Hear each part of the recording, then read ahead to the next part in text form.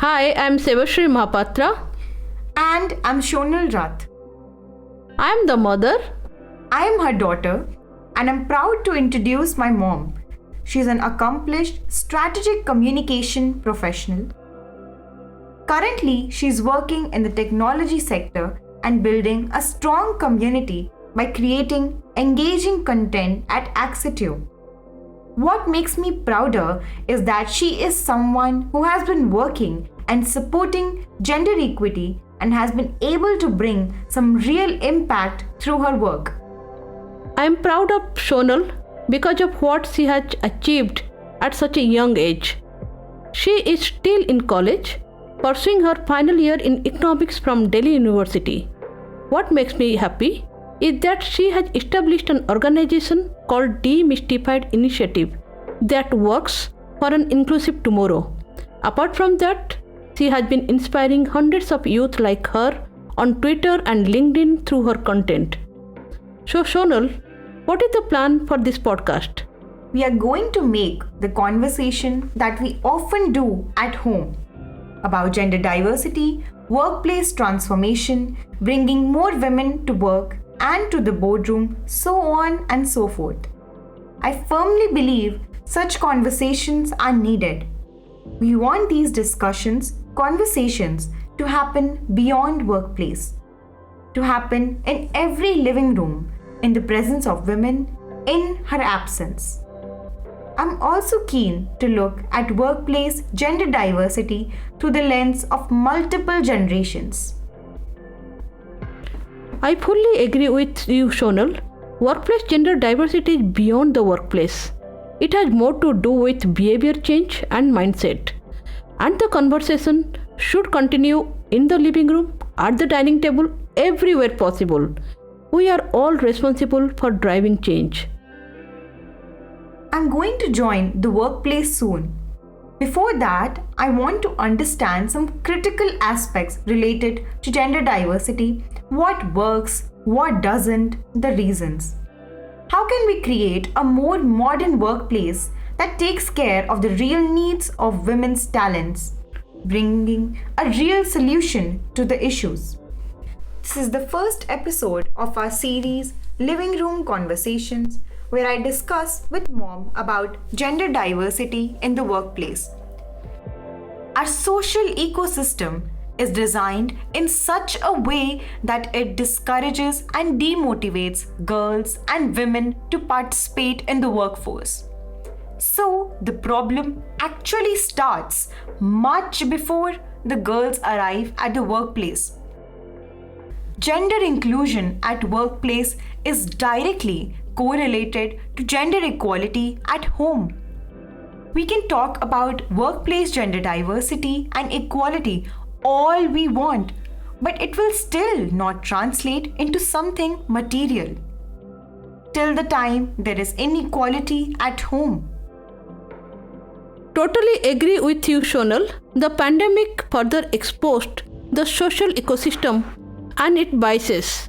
Women anyway do a double shift. At a majority of homes, if not all, there are jobs that are typically meant to be carried out by men, such as money management, house repairs, while women are relegated to cooking, child rearing, caregiving, and so on. We are stuck in our so-called traditional gender roles, which is the primary and major roadblock to achieving diversity in the workplace. And this is why such conversations that we are doing are of utmost important. One more thing which must be looked at right from education, that you choose to do the job you join. Girls have limited choices to make. For example, if you are thinking of a career in news production, which would need you to work in different shifts, including night shifts, so you have people around you who would ask you not to take such career. They would insist that this isn't a good decision because it wouldn't be possible for you to continue this after marriage. For the boys, no one asks this question. Would you be able to do it? Never. The discrimination for the choice of profession begins much before the workplace. there are reflections of the structural biases that exist against women. We always perceive gender diversity as a corporate problem when it's a fundamental issue. Our society and culture need to undergo a stark change if we hope to reach a more gender balanced future. The ecosystem as a whole is currently pitted against one gender, and unless we fix that fundamental issue, no amount of change will speed up gender diversity in the workplace. Over the years, human brains are wired in a way, a mindset has been created that women are incapable of taking up certain position at the corporate level. All these aspects also create a huge impact on the mind of the women. They also let the guilt factor overpower them as they get busy with their career and work. In the back of their minds, the thoughts keep crossing. Am I doing the right thing by leaving my child in the creche? What if my child does not score well? Everyone will blame me. This is where I would say women like you are great examples. The world is changed by your example, not opinion. Now that we have a generation of women who pursued their career and their children are doing well, doesn't it prove that sense of guilt and burden were unreal?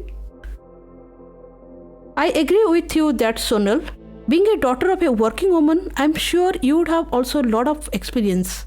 Do you think with mothers working, children face a lot of problems? To be honest, there were instances where I felt had you been at home, our life could have been much different.